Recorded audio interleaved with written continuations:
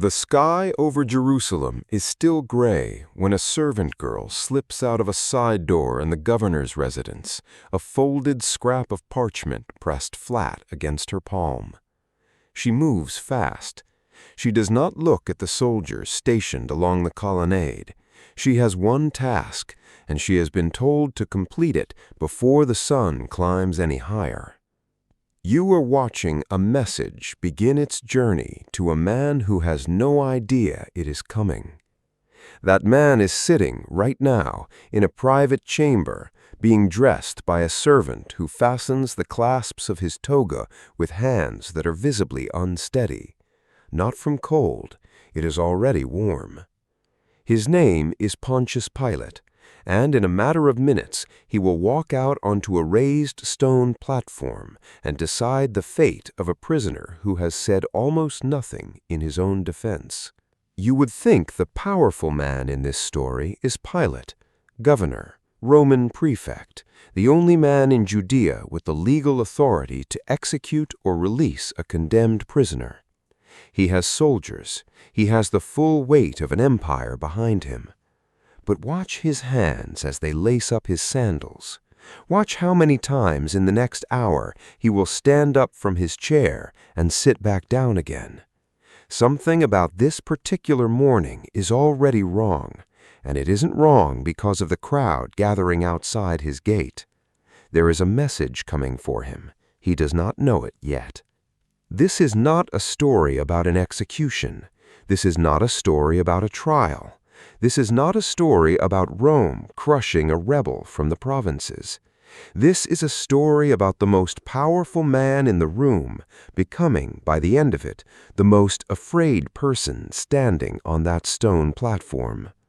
And to understand why, you have to go back, before this morning, before the crowd, before the prisoner was ever dragged in front of him, to the kind of man Pontius Pilate already was, and the kind of fear he was already carrying, long before Jesus of Nazareth ever said a word to him.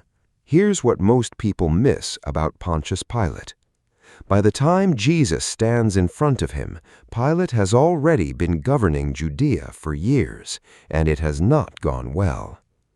The Jewish historian Josephus, writing decades later, describes a governor who understood almost nothing about the people he ruled. Early in his time as prefect, Pilate ordered Roman soldiers to march into Jerusalem at night carrying military standards, long poles topped with the image of the emperor. To a Roman, this was routine. Every legion carried them.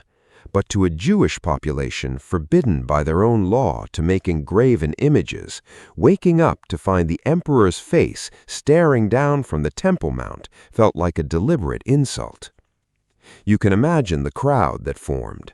Thousands of Jewish men traveled to Caesarea, Pilate's coastal headquarters, and lay down in the open square outside his residence. Josephus records that they stayed there for 5 days and 5 nights, refusing to move, refusing to eat, telling Pilate they would rather die than watch their law get trampled. On the 6th day, Pilate had them surrounded by soldiers with drawn swords and threatened to kill them, every one of them, where they lay. They did not move. They bared their necks to the blades instead. And Pilate, the man with all the soldiers, all the swords, all the legal authority in the province, blinked first. He pulled the standards out of Jerusalem. It was the first time this governor learned that raw force does not always win. He did not learn the lesson well enough. Later, Pilate needed money for an aqueduct project, a genuinely useful thing, clean water for a growing city, and he decided to pull the funds from the temple treasury. This time, when crowds gathered to protest, he did not back down. He sent soldiers in, disguised as ordinary citizens, hidden cloaks under their cloaks, mixed into the crowd. At his signal, they beat the protesters without mercy. Some were trampled to death in the panic. Josephus doesn't give an exact number. He doesn't need to. The point had been made in blood. This is the man walking onto the platform on the morning of Jesus' trial. Not a curious philosopher, not a reluctant bureaucrat forced into an impossible position by fate. A governor who has already killed people over a water project. A governor who knows exactly what it costs to lose control of a crowd, and exactly what it costs politically to be seen losing control of one. The philosopher Philo of Alexandria, a contemporary of Pilate's, describes him even more bluntly: inflexible, stubborn, corrupt in his use of power. Philo notes something else, too, something that matters enormously for what happens next. Pilate was afraid of the Jewish leadership sending a formal complaint about him directly to the Emperor Tiberius in Rome. He had already been warned, already been watched, already skating close to the edge of losing his position entirely. Stay with me, because this is the piece that changes everything about how you read the trial that follows. Pilate does not walk onto that platform holding all the power. He walks onto it as a man one bad report away from losing his career, maybe his life. Caiaphas and the religious leaders standing in front of him know this. They came prepared to use it. And then, into that room already thick with fear and political calculation, someone brings in a prisoner who says almost nothing. You'd expect Pilate to feel relief. A quiet defendant is an easy defendant. Instead, something about the stillness in this particular prisoner unsettles him more than any shouted defense could. Pilate asks him directly, "Are you the king of the Jews?" The prisoner answers him with a question of his own. "Is that your own idea, or did others tell you about me?" Pilate deflects. "Am I a Jew? Your own people handed you over to me. What have you done?" And the prisoner tells him that his kingdom is not of this world, that if it were, his followers would be fighting to keep him from arrest. Pilate seizes on one word, king. He says, "So you are a king, then?" And the prisoner answers, "You say that I am a king. For this I was born, and for this I came into the world, to testify to the truth. Everyone who belongs to the truth listens to my voice." Pilate looks at him, and he asks the question that will follow him through every century after this one. What is truth?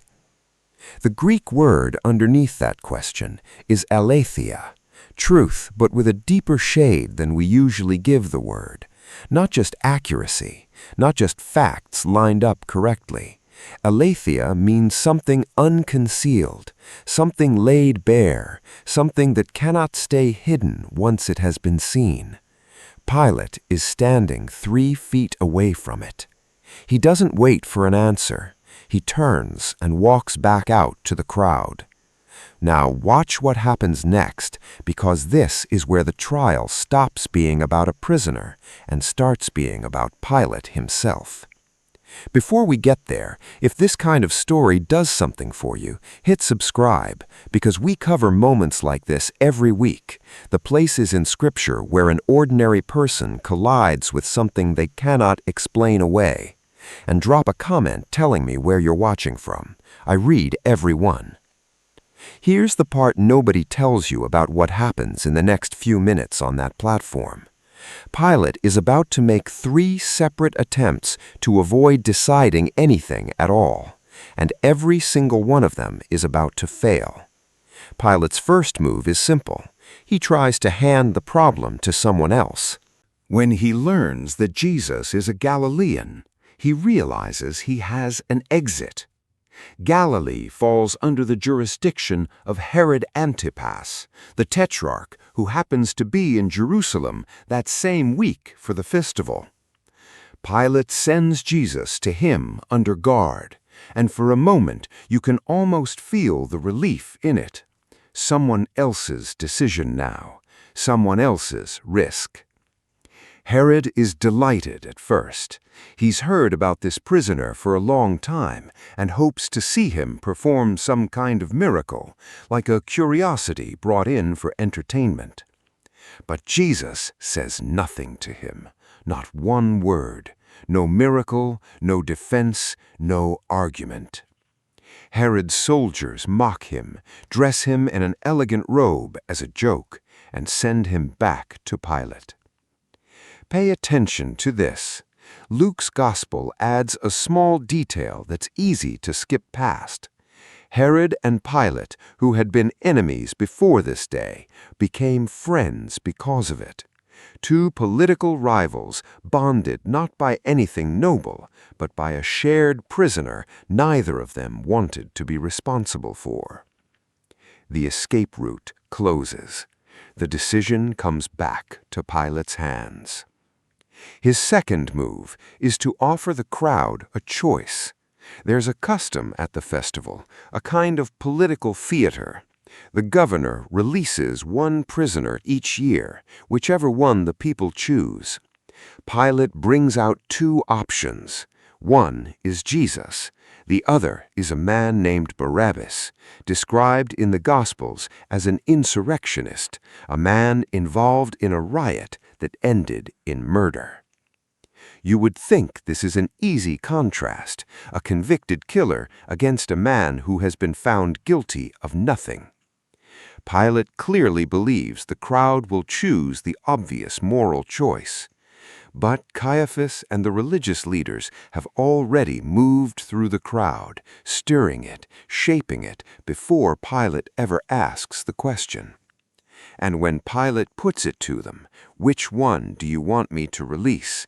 the answer comes back louder and angrier than he expected. "Barabbas, give us Barabbas." Pilate asks what he should do then with the one they call the Messiah, and the crowd answers with one word, repeated until it becomes a wall he cannot argue with: "Crucify him, crucify him." There's one more thing happening underneath all of this that the text doesn't say out loud, but doesn't need to. Pilate is watching his own authority evaporate in real time. He is the governor. He holds the legal power here. And yet a crowd stirred up by a handful of religious leaders is now dictating the outcome of a Roman trial. Pilate knows, because of everything we already learned about his precarious standing with Tiberius, that if this crowd turns into a riot, if word reaches Rome that the governor of Judea couldn't control a festival crowd, his career is finished, possibly his life. This is not a story about a crowd choosing a criminal over an innocent man. This is not a story about religious leaders manipulating a system. This is not a story about political theater. This is a story about a man discovering that the power he thought he had was never really his to begin with. And into the middle of this unraveling, Pilate turns back to the prisoner one more time and asks him plainly, "Where are you from?" Jesus gives him nothing. No answer at all. Pilate, frustrated now, says something close to a threat. "Do you refuse to speak to me? Do you not know that I have the power to release you and the power to crucify you?" The Greek word behind the fear that follows is phobeomai, a word used throughout the Gospels for the kind of fear people feel standing in front of something they recognize on some level as bigger than themselves.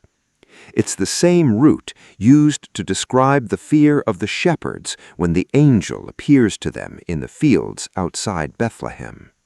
Because Jesus answers him, and his answer is not what Pilate expects. "You would have no power over me at all," Jesus tells him, "unless it had been given to you from above." Pilate says nothing back. There's nothing to say to that. A prisoner standing in chains, hours from execution, has just told the man holding his life in his hands that the hands themselves were never really the ones in control. And this is the exact moment, right here, in the middle of this exchange, that a servant finally reaches Pilate at his side, out of breath, holding a folded piece of parchment. Pilate takes the parchment from the servant's hand. He unfolds it right there in front of the crowd, in front of the prisoner still standing in chains beside him. It's from his wife. Tradition has given her a name, Claudia Procula, though the Gospel of Matthew simply calls her Pilate's wife.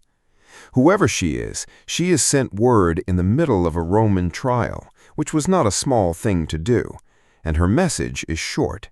"Have nothing to do with that righteous man," she writes. "I have suffered greatly today in a dream because of him." Think about what it took for a Roman governor's wife to interrupt a public legal proceeding over a dream. This is the only dream mentioned anywhere in the entire account of Jesus' arrest and crucifixion. Not Pilate's dream, not a soldier's, hers. And whatever she saw in it disturbed her enough to risk sending a message that could embarrass her husband in front of the very crowd he's trying to control. Pilate reads it standing on the platform, the word righteous staring back at him from his own wife's handwriting, while a crowd he cannot silence chants for a different outcome. Here's where it gets remarkable. Pilate has already heard Jesus tell him that his power came from somewhere above him. He has already felt something in that answer he couldn't name. And now his own wife is telling him the same thing from a completely different direction. "Leave this man alone. He is righteous. I have suffered because of him, even in my sleep." Two warnings, two directions, same conclusion. You can imagine what that does to a man already standing on a career built on violence he can't take back. The aqueduct protest that ended in bodies, the constant fear of a report reaching Tiberius. Pilate has spent years learning exactly how fast control can slip out of his hands. And now, on this particular morning, with this particular prisoner, it is slipping faster than it ever has. This is the 3 a.m. feeling. You know it, even if you've never stood on a Roman judgment platform. It's the feeling of holding a decision in your hands that you cannot undo, and knowing, somewhere underneath all your reasoning, that you're about to get it wrong anyway.